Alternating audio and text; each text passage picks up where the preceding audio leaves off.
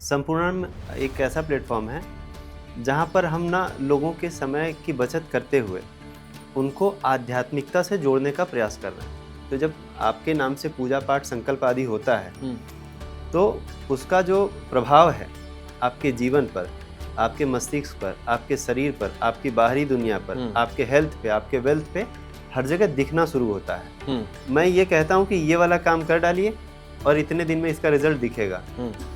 यदि सारी चीज़ें व्यवस्थित हुई हैं मानसिक, शारीरिक और आर्थिक रूप से, तो वो कभी भी फेल नहीं हो सकता। जो भी पंडित जी लोग आएंगे पूजन कराने के लिए वो गुरुकुल के पढ़े लिखे होंगे, तो वो ज्ञानी होंगे। वो ज्ञानी होंगे। और होता क्या है कि हम थोड़ी सी पूजा का वीडियो नहीं देंगे, हम पूरी पूजा का वीडियो देंगे कि कभी आपकी इच्छा हो तो आप यदि किसी के सामने उस वीडियो को चलाएं कि ये पंडित जी सुन लीजिए, क्योंकि बहुत सारे फैमिली पंडित जी होते हैं, तो किसी को भी अगर आप दिखाएंगे तो वो ये नहीं कह सकते कि ये वाला मंत्र गलत बोल दिया, ये विधि गलत हुई। कॉस्ट वाइज कितना इम्पैक्ट पड़ेगा? क्या सस्ता होगा, महंगा होगा? सस्ता होगा। हम लोग जो है वैदिक कुंडली, वैदिक ज्योतिष पे, न्यूमरोलॉजी पे, पामिस्ट्री पे, टैरो कार्ड पे, हम सब पे काम करेंगे। अभी वर्तमान में हम वैदिक पे काम कर रहे हैं, बाकी चीज़ें जो है हम जो है अपनी भविष्य की योजना में रखे हुए हैं।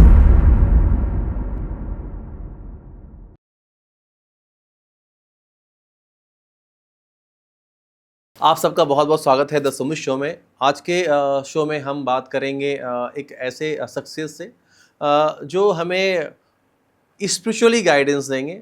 हम लोगों ने अभी तक बात करी है अपने पुराने पॉडकास्ट में, जहाँ पे हम कॉर्पोरेट से रिलेटेड बातें कर रहे हैं, मोटिवेशन की बातें कर रहे हैं, खुद को सक्सेस बनाने के लिए की बात कर रहे हैं। लेकिन इन सारी चीज़ों में हमें कहीं ना कहीं अपने कर्म के साथ साथ एक भाग्य की बात करते हैं, एक लक की बात करते हैं, एक स्पिरिचुअल गाइडेंस की बात करते हैं, उसकी भी ज़रूरत पड़ती है। इसके लिए हमारे साथ जुड़े हुए हैं लोकनाथ शास्त्री जी, जिन्होंने संपूर्णानंद संस्कृत विश्वविद्यालय से शास्त्री की पढ़ाई करी है, जो एस्ट्रोलॉजी से रिलेटेड होता है और पूजा पाठ से रिलेटेड होता है। और साथ ही वो IIM लखनऊ से एग्जीक्यूटिव MBA की भी पढ़ाई करी है। तो यहाँ पे जो सक्सेस हमारे सामने है, उन्होंने ये ऐसा नहीं है कि वो सिर्फ पूजा पाठ और ये एस्ट्रोलॉजी और बाकी चीज़ों की पढ़ाई करी है। वो एग्जीक्यूटिव MBA है और साथ में IIM लखनऊ जैसे संस्था से।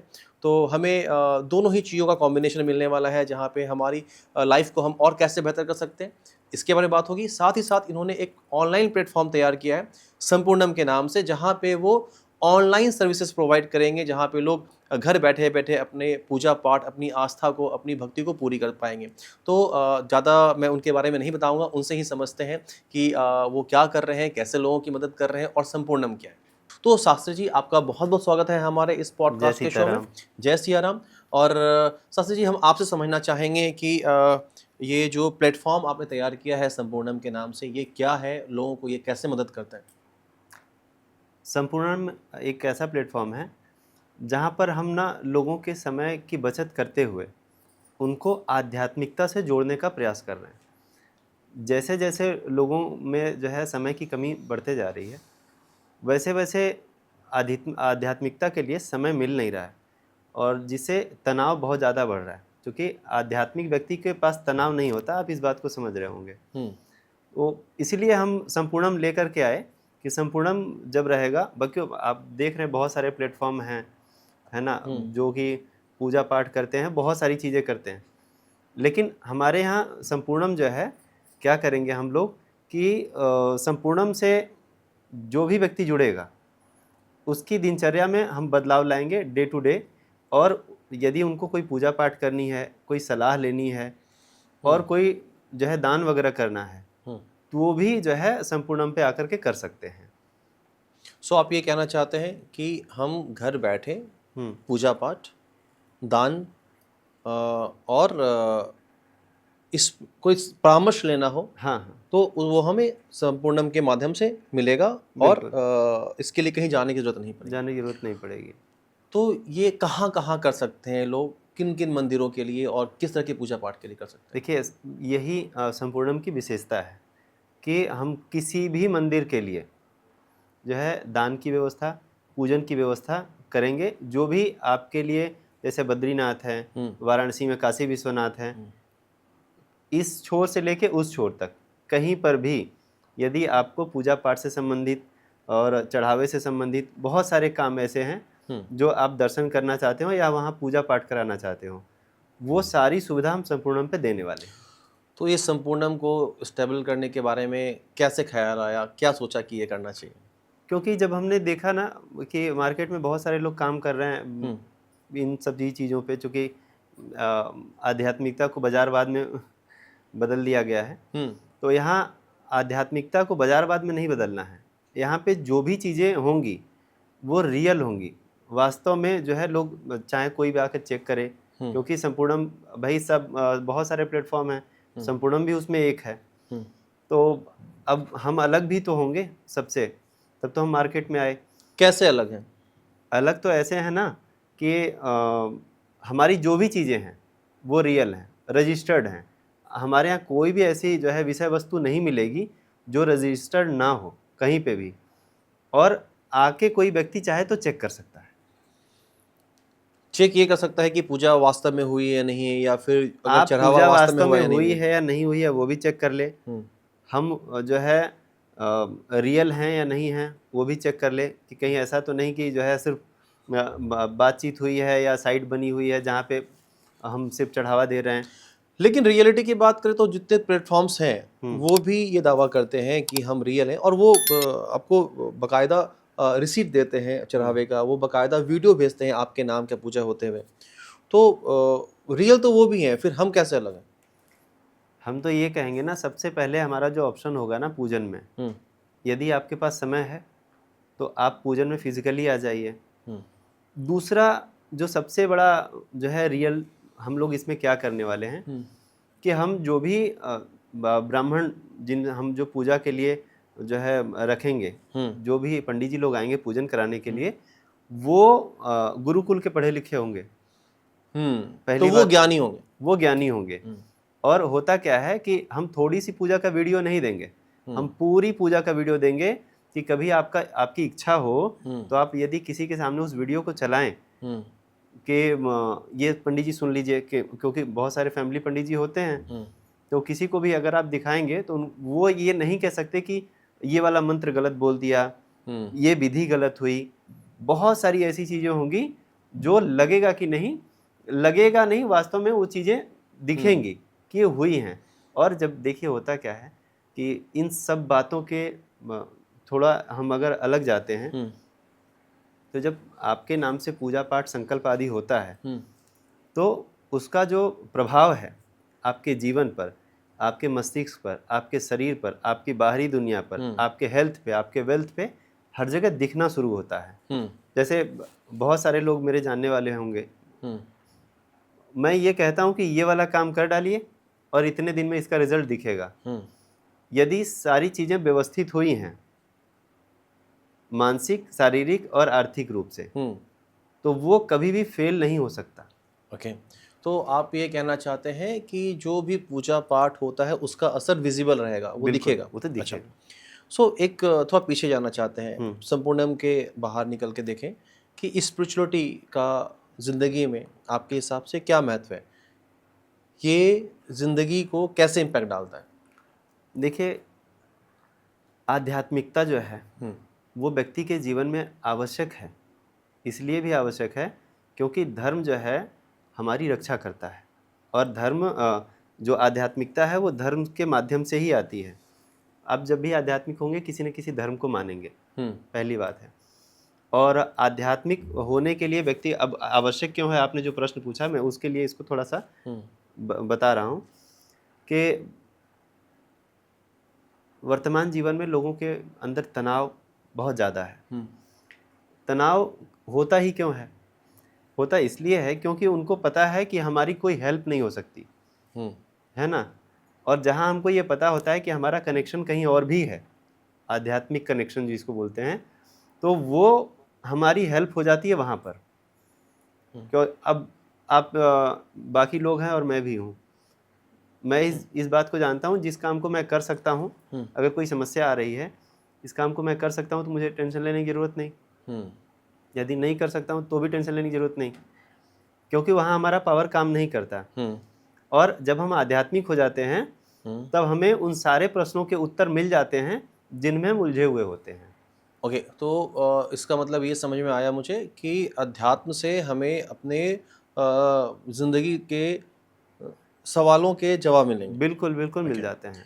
ये मेंटल हेल्थ की बात कर रहे हैं आप बार बार कि तनाव है, हाँ, मेंटल हेल्थ को ये कैसे हेल्प करता है?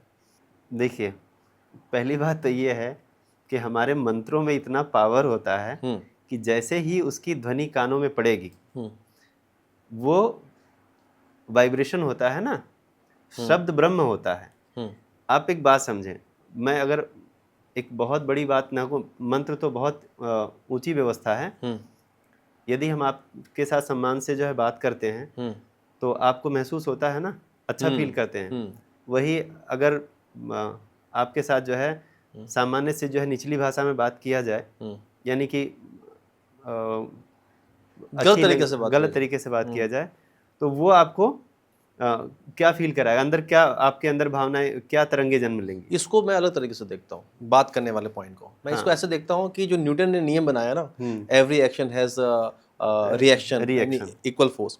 सो वो तो बिहेवियर पर सबसे ज़्यादा लागू होता है। अगर हम अच्छे से बिहेव करेंगे तो हमें वही रिफ्लेक्ट मिलेगा, देखिए तो। खराब ढंग से बिहेव करेंगे तो खराब रिफ्लेक्ट करेगा।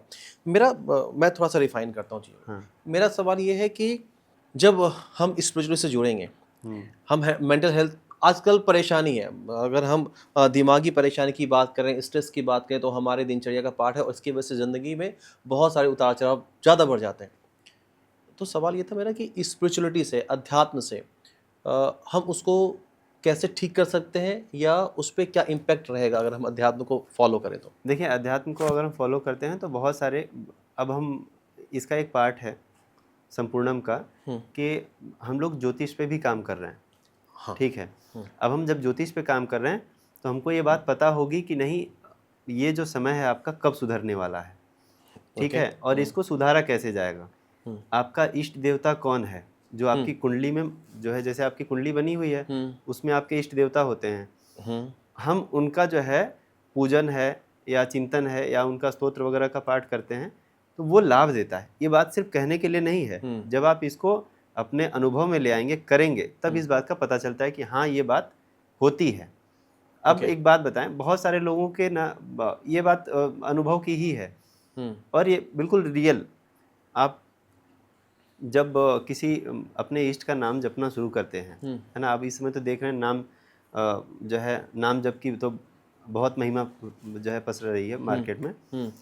लेकिन जब हम ना विधा के जो है व्यवस्था से, जो विधि बनाई गई है नाम जप की, या हम नाम जप में उतनी ही श्रद्धा रखें, होता क्या है कि जो स्पिरिचुअल पावर होता है ना, वो हमारे अंदर और बाहर दोनों की स्थितियों को जानता है। इसमें हम उनसे कुछ छुपा नहीं सकते। अगर हम सिर्फ यहाँ से नाम बोल रहे हैं ना, तब भी वो उनको पता होता है कि इनके अंदर चल क्या रहा है, भरोसा है या नहीं है। फिर भी हमारे सनातन में स्पिरिचुअल पावर को लेकर के गोस्वामी तुलसीदास जी ने लिखा है, भाई को भाई अलख आलसहु, नाम जपत मंगल दिशि दशहु।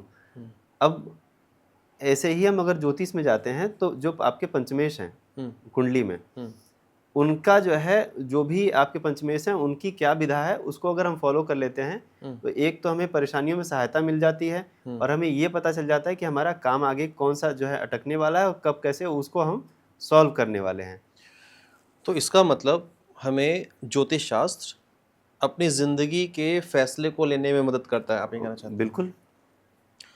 तो क्या ये ज़िंदगी के हर तरह के फैसले में मदद कर सकता है? हाँ, जैसे क्या ये करियर के फैसले लेने में हेल्प करेगा? बिल्कुल करेगा। क्या ये शादी के फैसले लेने में मदद करेगा?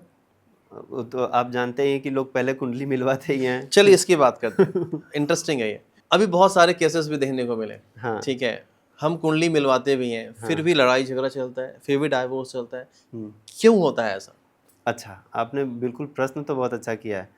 देखिए, होता क्या है कि आप कुंडली तो मिलवा लेते हैं, हाँ। लेकिन आप मिला कौन रहा है, और आपने जो, अब यही संपूर्णम यहाँ पर जो है आपको हेल्प करता है ना।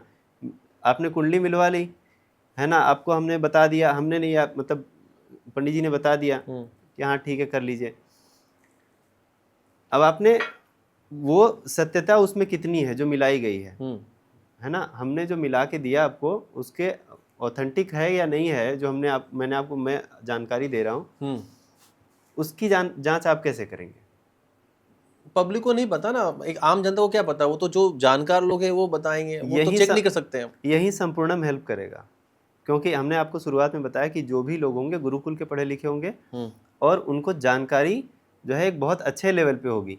संपूर्णम जो है एक ऐसा प्लेटफॉर्म बन रहा है ना, जहाँ पर लोग निराश नहीं होंगे अपने किसी भी बात को लेकर के। ज्योतिष है, विवाह है, जैसे आपने कहा कि कुंडली मिला दिया उसके बाद भी लड़ाई झगड़े हो रहे हैं। हम्म होता क्या है, हम एक बता देते हैं कि ये मार्ग है और ये चीज़ें मैच कर रही हैं, जहाँ जहाँ कमी होती है वो भी बता देते हैं। हम्म उस हिसाब से अगर आपको अपना जीवन साथी चुनना है हम्म तो वो जो चीज़ें आपको ज़्यादा चाहिए, बहुत सारे लोगों को ना अंदर क्या चल रहा है उनसे इस बात का कोई लेना देना नहीं होता, लेकिन उनको इस बात से लेना देना होता है कि जो भी हमारा जीवन साथी हो, हमारे उसका बिहेवियर अच्छा होना चाहिए, बाकी तो हम हैंडल कर लेंगे। वो जो उनकी अपनी नीड है एक जीवन साथी को लेकर के, एक पार्टनर को लेकर के, वो पहले उस चीज़ को बताएं। अपने प्रश्न को जब आप ठीक तरीके से रखते हैं किसी के सामने, तब जाकर के उसका उत्तर भी ठीक तरीके से आपको प्राप्त होता है। ओके, सो जहाँ तक मैं समझ पा रहा हूँ आप जो कहना चाह रहे हैं कि कुंडली मिलवाते वक्त लोग जनरली कितने गुण मिल रहे हैं ये बता दो। बस बस बस हाँ, क्या गुण के अलावा कुछ और भी फैक्टर्स होते हैं जिसको जानना जरूरी है शादी के लिए? हाँ बिल्कुल। वो क्या है? देखिए कुंडली के मिलान में ना सबसे जो बड़ा फैक्टर होता है, हालांकि हर वर्णों के हिसाब से उसमें अलग अलग जो है आवश्यकताएं होती हैं। पहले यही देखा जाता था। कुछ जो है 8 पॉइंट होते हैं कुंडली में, अष्टकूट मिलान होता है। ये कुछ दोष जो है अब भारत के या देश के कुछ भागों में नहीं लगता है और कुछ अच्छा, भागों में लगता है। ये ज्योग्राफिकली भी इम्पोर्टेंट होता है। बिल्कुल। और ये नॉलेज होनी चाहिए जो कुंडली मिला रहे हैं या जो भी व्यक्ति कुंडली मिलवा रहा है। बहुत सारे लोगों की शादी इसलिए भी देर हो जाती है कि जो है कुंडली नहीं मिल रही है, जबकि उस दोष का उनके ऊपर कोई साइड इफेक्ट नहीं पड़ना है ना। अब मुख्य रूप से झगड़ा क्यों होता है? जब विवाह हो गया, भकुट नहीं मिलता है, जो 7वां पॉइंट है। भकुट? हाँ भकुट क्या होता है ये? भकुट जो है प्रेम और प्रतिकूलता। अच्छा, जो होता है कि प्रेम जो है प्रेम रहेगा या प्रतिकूलता आएगी प्रेम मतलब इनके रिलेशन में, वो वहाँ से देखा जाता है। अगर आप उसे नहीं देख रहे हैं या उसमें आपको कम नंबर मिल रहे हैं, तो कम से कम जो है नंबर जो मिले वो 70% के प्लस होने चाहिए। अच्छा, हाँ, और बहुत सारे योनि वैर होता है ना। योनि वैर में आप देखेंगे कि कहीं राक्षस का विवाह देवता से हो गया, तो पटना तो संभव ही नहीं है, प्रेम हो अथवा ना हो। अच्छा, ठीक है, वो सब सारी चीज़ें जो है जब, और एक बात और भी है कि एक उसमें एक बहुत बड़ा माइनर होता है, हालांकि जो सामान्य तरह से कुंडली मिलाते हैं उसमें इसको देखते नहीं लोग, लेकिन जो है षडाष्टक योग नहीं होना चाहिए। अच्छा, हाँ, ये क्या होता है? षडाष्टक योग होता है कि चंद्रमा से शनि 6ठे भाव में और शनि से चंद्रमा 8म भाव में, इसको षडाष्टक योग कहते हैं। अच्छा, षडाष्टक योग यदि किसी की कुंडली में बन रहा है तो वहाँ विचार करें कि इनसे विवाह किया जाए या ना किया जाए। तो करना चाहिए या नहीं करना चाहिए? यदि षडाष्टक योग वाला है तो करना चाहिए, जैसे मंगल मांगलिक होते हैं वैसे षडाष्टक योग वाले हैं तो विवाह करना चाहिए। और यदि आप वर्तमान समय में देखेंगे कि जिनके यहाँ बहुत ज़्यादा कलह होती है, उनकी कुंडली में कहीं ना कहीं षडाष्टक योग मिलता ही मिलता है। तो आप कह रहे हैं कि षडाष्टक योग है तो विवाह करना चाहिए, फिर साथ में ये भी आ रहा है कि षडाष्टक योग वाले से ही करना चाहिए। अच्छा, उस सेम कंपोनेंट के साथ करना चाहिए। हाँ, जैसे कि मांगलिक वाले में करते हैं। अच्छा, और अब मांगलिक वाले में भी एक बात बता दूं, मांगलिक वाले में भी लोग करते क्या हैं मुख्य रूप से कि मांगलिक देख लिया, बहुत सारे मांगलिक दोष की जो कुंडली होती है ना, उसमें दोष परिहार ऑलरेडी उसमें हो चुका होता है, यानी दोष उसको लग नहीं रहा, दिख रहा है। और होता क्या है, हम ज्यादातर कुंडली सॉफ्टवेयर से मिलाते हैं, सारे लोग मिला लेते हैं, इतने गुण मिल रहे हैं, मांगलिक भी है, वो कुंडली कह रही है। अच्छा देखिए, सॉफ्टवेयर वाले भी बहुत चालाक हैं, वो नीचे लिख देते हैं कि इनमें निम्न का मंगल दोष है, इनमें उच्च का मंगल दोष है, इस विवाह को करने से पहले किसी प्रबुद्ध ज्योतिषी की सलाह अवश्य तो लें। वो टर्म्स एंड कंडीशंस अप्लाई वो लिखा होता है वहाँ हाँ, पे। वहाँ लिखा होता है। अब वहाँ पे वो लिख दिया है ना, तो वहाँ मुख्य रूप से हमें बात करके जो है ये देखना होता है कि नहीं, ये वास्तव में ये जो ये लाइन लिख दी इन्होंने ना, वो लकीर के फकीर ही मैंने एप्लीकेशन है। मैंने मैंने सुना है कि जो मांगलिक दोष होता है वो 7 तरीके के होते हैं और उसमें से सिर्फ 3 ही दोष ऐसे हैं जो दोष के रूप में देखे जाते हैं। ये सही है? नहीं, देखिए, जो दोष है तो दोष का दोष पूरा ही लगेगा। अच्छा। हाँ, क्योंकि दोष जो भी बन रहा है, हम्म अब उसमें ये देखना है कि कहीं मंगल जब जो है द्वादश में, लग्न में, चतुर्थ में, सप्तम में, अष्टम में बैठे हों तो मांगलिक दोष बनता है। हम्म उस पे भी यदि बृहस्पति की दृष्टि पड़ रही हम्म है ना, अगर मंगल बैठे हुए हैं द्वादश भाव में, बृहस्पति की जो है उच्च दृष्टि पड़ गई वहाँ पर, तो उस दोष का परिहार हो जाता है। अच्छा, तो उसके सॉल्यूशंस मिल जाते हैं? हाँ, नहीं सॉल्यूशंस नहीं, आप ये समझिए कि वो दिख रहा है नहीं। है नहीं, हाँ, उसका इम्पैक्ट लाइफ में नहीं पड़ेगा। नहीं पड़ेगा। ठीक तो है। आप बिना मांगलिक वाले से विवाह कर सकते हैं। अच्छा, विवाह के अलावा, शादी के अलावा और कहाँ कहाँ हमें हेल्प करता है ज्योतिष शास्त्र?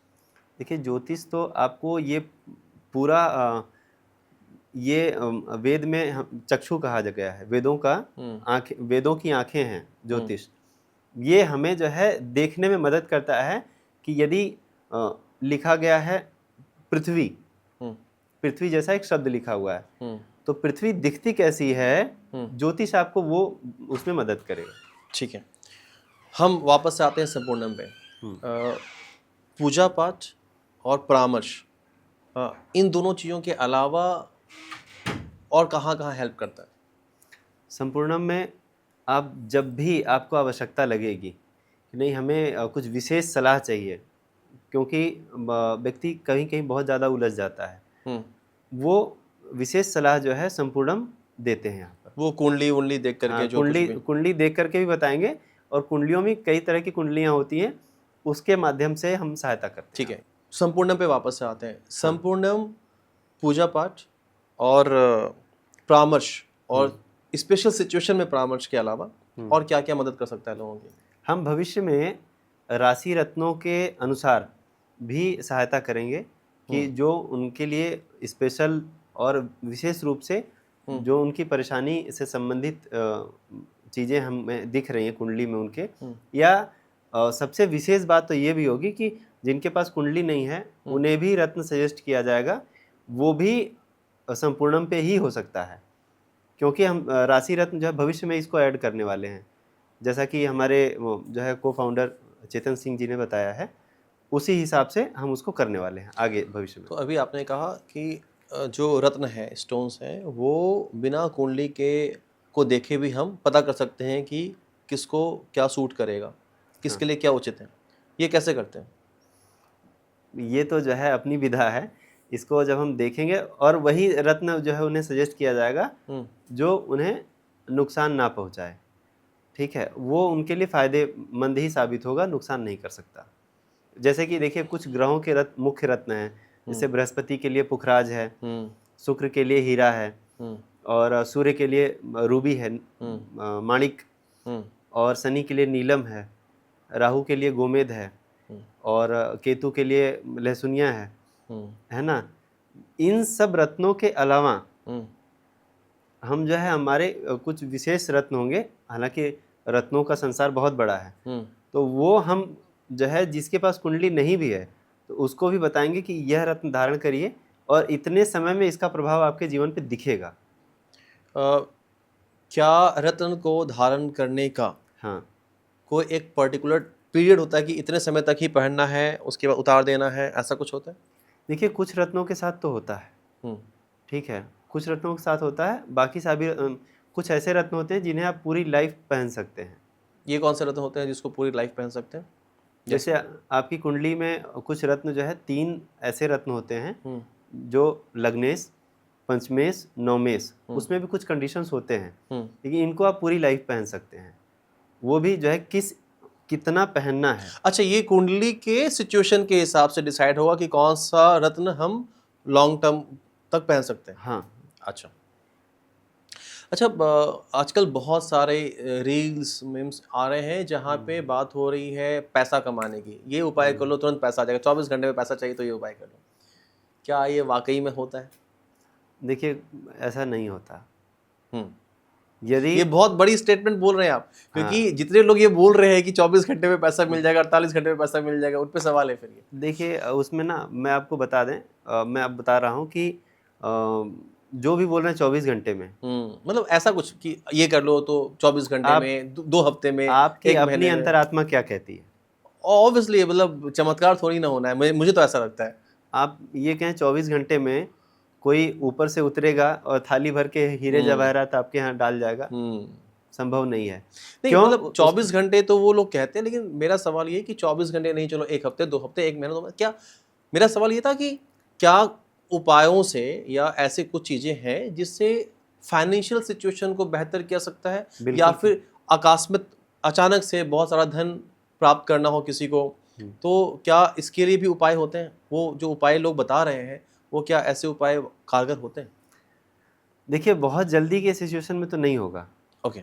ठीक है। हम्म यदि लंबे समय तक के लिए हम देखते हैं, हम्म उसका एक जो है कालखंड होता है। हम्म उस कालखंड में यदि कोई ग्रह जो आपके लिए शुभ है हम्म और उसका प्रभाव पड़ने वाला है, हम्म और यदि हमने रत्नों के माध्यम से हम्म या किसी उपाय के माध्यम से हम्म उसमें सुविधा जो है उसमें बढ़ा दी, हम्म तो वो थोड़ा ज़्यादा काम करेगा अच्छा। और वो जो है संभव है कि आपको फायदा कर जाए, करेगा ही। क्योंकि होता क्या है कि जब हम किसी क्रिया को करते हैं तो उसकी प्रतिक्रिया तो होती हम्म है ना। तो रत्न है, रत्न अगर जो है आपके ओरिजिनल हैं, हम्म मूल अवस्था में है, तो वो कार्य करते ही करते हैं। ये बात जो है वही व्यक्ति जानेगा जो एक लंबे समय तक रत्न को धारण करे। बहुत सारे लोग करते क्या हैं कि रत्न पहन लेते हैं, फिर उसको निकालते हैं, हिलाते डुलाते हैं, बाहर कभी रख देते हैं, रात को सोते समय रख देते हैं, निकाल के रख देंगे, कभी 2 दिन बाद पहना, कभी नहीं पहना, और कोई पूछेगा हाँ देखिए पहने कोई फायदा तो हुआ नहीं, है ना। तो वो उस स्थिति में तो नहीं होगा, क्योंकि ये सब जो है जानने वाली बातें हैं। ये यदि नहीं पता है तो आप रत्न जो है पूरे जीवन पहनिए, वो कोई लाभ नहीं देगा। क्यों? क्योंकि आप ये सोचें कि फ्यूज कंडक्टर निकाल दें, है ना, एमसीवी गिरा दें और बिजली आपके यहाँ आती रहे, या तो आपका डायरेक्ट कनेक्शन हो ऊपर से। तो अब तो वैसा समय है नहीं, क्योंकि आप स्पिरिचुअल उतने रहे नहीं। वो ऐसे ही रत्न सहायता करते हैं, और साथ ही साथ जो है उपाय के माध्यम से हम चाहें तो अपने जीवन को बदल सकते हैं, लेकिन उसमें हमें मानसिक रूप से भी उतना ही उस चीज़ को मान के चलना पड़ता है। आप ये सोचें कि हम अपनी माता को माता और अपने पिता को पिता क्यों कहते हैं? क्योंकि वो है। ये बात भी आपको किसी ने बताई? हाँ मतलब है तो ना? बताई सबने। तो बताई और आपने उसको माना। हम्म यदि आप ना मानते तो नहीं मानते, है ना। इसका कोई आपके पास तो कोई सबूत नहीं था। मुझे ऐसा लगता है मानना और होना दो, जैसे सूर्य है तो है, दिख रहा है वो सूर्य है, अच्छा, ठीक है। बिल्कुल और ठीक है। मानना जो वो चीज जो है जो हमने देखा नहीं, और जैसे भगवान को लोग देखते नहीं है और मानते हैं, तो वो मानना हो गया। और माता पिता वाले तो वो माता पिता है, और लोगों को प्रूफ करना हो तो डीएनए टेस्ट करवा के कर सकते हैं। अब के टाइम में ना, हाँ लेकिन ये पीछे समय में नहीं था। हाँ अब तो ये, हालांकि इस बात पे संदेह करना ही उचित नहीं हाँ है, लेकिन अब आप ये भी देखिए, जब आप जिस बस विषय को मानते हैं, आपको एक बात बताऊं, ये पूरा संसार, पूरा विज्ञान, पूरी ज्योतिष शास्त्र, बहुत सारी व्यवस्थाएं गणित पे जो है आधारित होती हैं, ट्रू है ना। और गणित का एक मुख्य सूत्र है माना, ठीक है। प्रूफ करने के लिए मानना पड़ता है पहले। मानेंगे नहीं तो नहीं होगा। ट्रू ट्रू, बहुत बढ़िया। अच्छा आचार्य जी, आप ये बताएं कि कोई ऐसा उपाय, ठीक है, जो सबके लिए कॉमन हो और धन के लिए मैं भी यही पूछूंगा अपने पॉडकास्ट में, कोई एक कॉमन उपाय सारे लोगों के लिए। कॉमन उपाय यदि करना है धन के लिए, सभी लोगों के लिए, तो एकमात्र उपाय यही है कि निस्वार्थ भाव से भगवान शिव की सेवा करें। अच्छा। हाँ, शिव जो है पृथ्वी के देवता है, और हम चढ़ा नहीं सकते कुछ उनको। अगर इतनी भी स्थिति किसी की नहीं है तो भगवान शिव के मंदिर में जा करके जो है ना, साफ सफाई का काम शुरू कर दे। हाँ, सिर्फ क्योंकि वहाँ पे अष्ट सिद्धियां 9 निधियां जो है वहाँ पानी भरती हैं। हम्म, आप सिर्फ जा करके भगवान शिव के मंदिर में अगर कोई व्यक्ति पोछा भी लगाने लगे, हालांकि लोग इस पे कमेंट ये भी करेंगे कि जो वहाँ पे पोछा लगाता है ना, जो वहाँ का सेवादार है वो अमीर क्यों नहीं बन गया। तो होता क्या है ना, हमारी अपेक्षाएं क्या हैं, है ना। यदि हम भगवान शिव से ये मांगते हैं कि हे प्रभु हमें जो है धन समृद्धि दीजिए, और एक बात बताऊं, हमारा संपूर्णम ना सिर्फ धन के मार्गों के लिए नहीं, जो आप पूछ रहे थे उपाय के माध्यम से भी बता देता हूं। जो भी लोग भगवान शिव की सेवा में रहते हैं वो इस लोक में सुख को प्राप्त करते हैं और अंततः जो है शिवलोक को भी प्राप्त कर जाते हैं। तो जो व्यक्ति भगवान शिव के मंदिर में जो है साफ सफाई कर रहा है वो साक्षात शिवगण है, वो जाएगा उन्हीं के लोक में। तो इतना यदि किसी को सुख चाहिए तो उस बात की अपेक्षा ना करें। हाँ, अगर भौतिक जीवन में जो है मूल समस्या आ रही है जहाँ पे जीवन का निर्वहन करना मुश्किल हो रहा है, तो वहाँ भगवान शिव के मंदिर में पूजन जो है करे, या जो है वहाँ की साफ सफाई करनी शुरू कर दे। और शिव ही सर्वज्ञ है, पृथ्वी की देवता। वो चाहे सावन रहे, भादव रहे, कुआर रहे, कार्तिक रहे, किसी भी माह में शिव की पूजा करने पे उसका फल मिलता ही है। और विशेष बहुत सारी पूजाएं हैं जिसको करने से अलग अलग फल तो मिलते ही हैं। ज्योतिष शास्त्र भविष्यवाणियाँ करता है, तो इतने सारे घटनाएं घटती हैं संसार में, तो ऐसी भविष्यवाणियाँ अगर हमें पहले पता चल जाए कि ऐसा होने वाला है तो उस पर काम क्या सकता है? तो ऐसा लोग क्यों नहीं करते? इतने सारे आचार्य, इतने सारे पंडित, इतने सारे ज्ञानी लोग हैं बैठे हुए इस मार्ग में, तो वहाँ से तो सपोर्ट मिल सकता है ना पब्लिक को और सरकार को भी। चाहे वो आर्थिक स्थिति को लेके हो, प्राकृतिक स्थिति को लेकर के हो, सामाजिक स्थिति को लेके हो, वॉर कुछ भी हो सकता है ऐसा। तो वहाँ पे लोग मदद क्यों नहीं करते इसमें? खेत आपका है, बोया आपने है, काटेंगे आप ही, है ना। जो हम अभी कर्म कर रहे हैं उसका जो प्रतिफल है वो हमें ही मिलना है। तो ये आप बिल्कुल नहीं कह सकते कि मैं एक ज्योतिषी आपको ये सलाह दे दूं कि आप ये काम कर लीजिए, भविष्य में ये जो है दुर्घटना आपके जीवन में नहीं होगी। परंतु इस बात का ध्यान रहे कि जो कर्म किया गया है उसका प्रतिफल मिलना ही मिलना है। क्यों? ये ज्योतिषी इस बात को नहीं बदल सकते। अगर पहले ही घटना बता दें तब भी उसको जो है बदला नहीं जा सकता। हालांकि बहुत सारी घटनाएं प्रिडिक्ट हो जाती हैं बहुत पहले से, लेकिन हम जो कर्म का विधान है, कलयुग जो है कर्म प्रधान है, यहाँ जो कर्म का विधान है, यहाँ कर्म अर्थात बीज है। ये आपने बोया है, इसकी फसल उगेगी और इसको काटना पड़ेगा। अब मैं आपको एक बात बताऊं, महाभारत हुई, महाभारत में इतने सारे लोग मारे गए, उसमें सर्वसमर्थ और संपूर्ण परब्रह्म भगवान श्री कृष्ण उपस्थित थे, और वो बैठे थे रथ पे अर्जुन के। वो चाहते तो उनके भ्रिकुटी के संचालन मात्र से पूरी महाभारत समाप्त हो जाती, और होती ही नहीं। तो ये बात जो है अर्जुन ने भगवान श्री कृष्ण से कही कि प्रभु आप तो जो है सर्वसमर्थ हैं, आप अगर इच्छा भर यदि कर दें अपने मन में कि महाभारत ना हो और सारे लोग मारे ना जाएं, दुर्योधन का मन बदल जाए, तो ऐसा क्यों नहीं कर देते, सब कुछ ठीक हो जाएगा। बोले अर्जुन बिल्कुल कर सकता हूँ, लेकिन जो दुर्योधन ने कर्म किए हैं उनकी भरपाई कैसे कौन करेगा? उसको तो मैं भी नहीं मिटा सकता। ट्रू है ना। तो वो कर्म नहीं बदला जा सकता। अब ये फिर जा करके इतना, जब अर्जुन ने जो है भगवान से प्रार्थना की, भगवान ने दुर्योधन से पूछा कि तुम्हें पता है जो तुम कर रहे हो गलत है? तो बोले हाँ केशव, मुझे पता है कि मैं गलत कर रहा हूँ। जानामि धर्मम न च प्रवृत्ति, जानामि अधर्मम न च निवृत्ति। मैं जानता हूँ कि धर्म क्या है, परंतु उसमें मेरी प्रवृत्ति नहीं है, और मैं जानता हूँ कि अधर्म क्या है, पर उससे मेरी निवृत्ति भी नहीं है। मैं बरबस ही उस कार्य को कर रहा हूँ।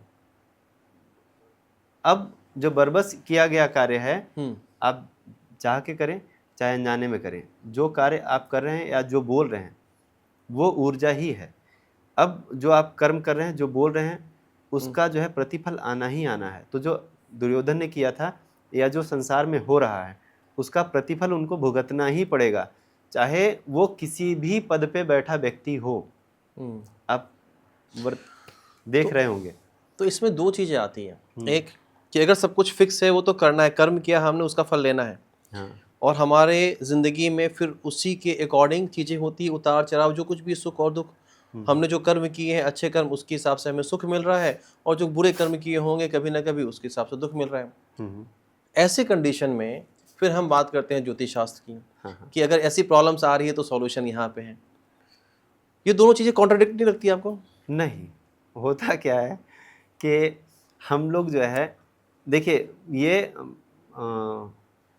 सामान्य बात नहीं है। हम्म। बहुत सारी ऐसी पूजाएं होती हैं जिसका जो है प्रभाव पाप को भस्म करना होता है। अच्छा, ठीक है। यानी कि हमारे बुरे कर्मों का जो हाँ फल हमें मिलना है, हाँ आप कह रहे हैं कि हम पूजा पाठ, कुछ ऐसे पूजा पाठ है जिससे हम उन चीज़ों को, उस फल को खत्म कर सकते हैं, ऐसा है? हाँ। अब आप ये समझें कि आपके ऊपर जो है 1 करोड़ का लोन चल रहा है, हम्म। और आपने जो है कोई ऐसी विधा और व्यवस्था बनाई हम्म। जिससे आपको 10 करोड़ आ गए, हम्म। तो वो 1 करोड़ का लोन जो है उसका अंतर ही वो मिटा देगा। ठीक है। समझ गया। ऐसा क्यों होता है? लोग महसूस करते हैं ऐसा कि ज़्यादा पूजा पाठ करने वाले लोग दुखी होते हैं, और हाँ। जो कम पूजा पाठ करने वाले लोग हैं वो ज़्यादा सुख वाली ज़िंदगी जी रहे हैं। ये सच है? क्या है ये? हाँ, सत्य तो है ही है। क्यों होता है ऐसा फिर? ऐसा होता इसलिए है ना कि जब भी कोई भी व्यक्ति अनाचार, पापाचार, भ्रष्टाचार, किसी भी तरह के जो है पाप कर्म में लिप्त होता है, हम्म। तो उस समय जो है, क्योंकि आप ये डिसाइड नहीं कर सकते कि ये आपका पहला जन्म है, हम्म। तो कई जन्मों से, जन्म जन्मांतर से, कल्प कल्पांतर से जो हमने पुण्य कमाए हुए हैं, हम्म। जब भी जो है हम अनैतिक आचरण करते हैं, पापाचार, भ्रष्टाचार आदि करते हैं, तो वो जो है पुण्य जो है ना, भगवान तेजी से आपकी तरफ भेजते हैं। क्या कि इससे जो उपस्थित जो है उत्पन्न सुख है वो आप भोग लीजिए। अच्छा। ठीक है। तो वो जब व्यक्ति मतलब पाप कर रहा है लेकिन बहुत सुखी है, बड़ा आगे बढ़ रहा है, वो अपने सारे जो संचित पुण्य हैं उनको खर्च कर रहा है। अच्छा। ठीक है।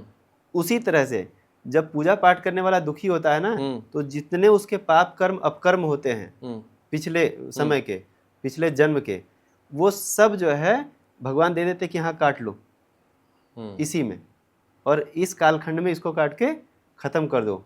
आपने देखा होगा कि बहुत सारे निचले लेवल के लोग बहुत नाम कमाए और बहुत ऊपर गए। आप अपने भारत में भी देख सकते हैं, चाहे पॉलिटिकल लेवल पे भी और बिजनेसमैन के भी जो है लेवल में। तो आप इस चीज़ को जानते ही हैं, वो बहुत छोटे से बहुत ऊपर आ गए। क्यों? क्योंकि उन्होंने जितने पाप थे वो काट लिए। अब उस जब हमारा समय सही होता है ना, हमें ऐसा लग रहा है कि हम बहुत अच्छा कर रहे हैं, या फिर हम इस समय बहुत अच्छी इनकम आ रही है, वो वही एक ऐसा समय होता है जहां हमें अपने पुण्य कर्मों को बढ़ा लेना चाहिए। विशेष रूप से एक बार की बात है, मेरे जो है एक बड़े ही महत्वपूर्ण, मेरे बहुत करीब व्यक्ति हैं, मिस्टर वर्मा जी, आशीष वर्मा जी। वो 2015 में मेरे जो है पास आए थे, और हम गए थे दर्शन करने मार्कंडे महादेव के।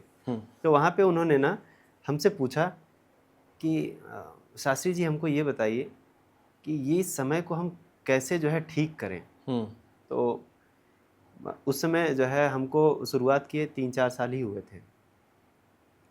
हमने कहा पाप और पुण्य दो ही चीज़ होते हैं, इनका फल मिलता है जो वर्तमान में हम भोगत रहे हैं। तो यदि आपको लग रहा है कि जो है कष्ट ज़्यादा है तो पाप ज़्यादा होंगे, तो अपने पुण्यों की संख्या बढ़ा दीजिए, और जैसे वो पुण्यों की संख्या बढ़ेगी पाप नीचे आ जाएगा। तो ये तो जो है बैलेंस अगर आपने बना दिया है, पुण्य नीचे हो जाएंगे, पाप ऊपर हो जाएगा। तो सॉरी, हाँ आप कंप्लीट कीजिए। है ना, वो जब भी हम अपने पाप और पुण्यों के बैलेंस को बना के रखते हैं, वो हमारे जीवन में परेशानियों को नहीं आने देता। हाँ, हमने जैसे बताया कि बहुत सारे ऐसे पूजा पाठ होते हैं जिसमें ऐसा नहीं कि हम कह रहे हैं, उसकी फलश्रुति में विद्वानों ने या भगवान शिव के द्वारा जो भी चीज़ें रची गई हैं, जो बताई गई हैं, उसमें लिखा हुआ है। जैसे मान लीजिए 10 महाविद्या का पाठ है ना। 10 महाविद्या के पाठ में वर्णित है कि इसको करने से जो है महाविद्या के पाठ से हमारे पापों का जो है नाश होता है। लिखा है ना, एक श्लोक है, परिणामे महाविद्या महादेवस्य सन्निधौ एकविंशति वारेण पठित्वा सिद्धिम आपनुयात्। स्त्रियो वा पुरुषो वापि पापम भस्मं समाचरेत् दुष्टानां मारणं चैव सर्वग्रह निवारणं सर्वकार्येषु सिद्धि स्यात् प्रेत शांतिर विशेषतः। है ना, ये श्लोक है फलश्रुति का। तो वहाँ पे उन्होंने स्पष्ट किया है कि इसको करने से पाप भस्म हो जाएगा। ठीक है, बहुत सारे ऐसे पाप होते हैं जो अक्षम्य होते हैं, वो भस्म नहीं किए जा सकते, है ना। हालांकि हाँ, उतने बड़े पाप व्यक्ति करता नहीं है, फिर भी इन बहुत सारी ऐसी पूजाएं हैं जिनसे हम पाप को भस्म कर सकते हैं। हाँ, लेकिन ये नहीं कि आप गंगा में स्नान करके फिर जाके नाले में डुबकी लगा दें, इससे बचना होगा। बिल्कुल। अभी आपने कहा 10 महाविद्या, हाँ, क्या है ये? 10 महाविद्या भगवान शिव की 10 महाशक्तियाँ हैं। भगवान शिव की? हाँ, क्योंकि जब जो है माता सती ने देह त्याग किया था योगाग्नि में, उस समय भगवान शिव ने 10 महाविद्याओं की उत्पत्ति की थी।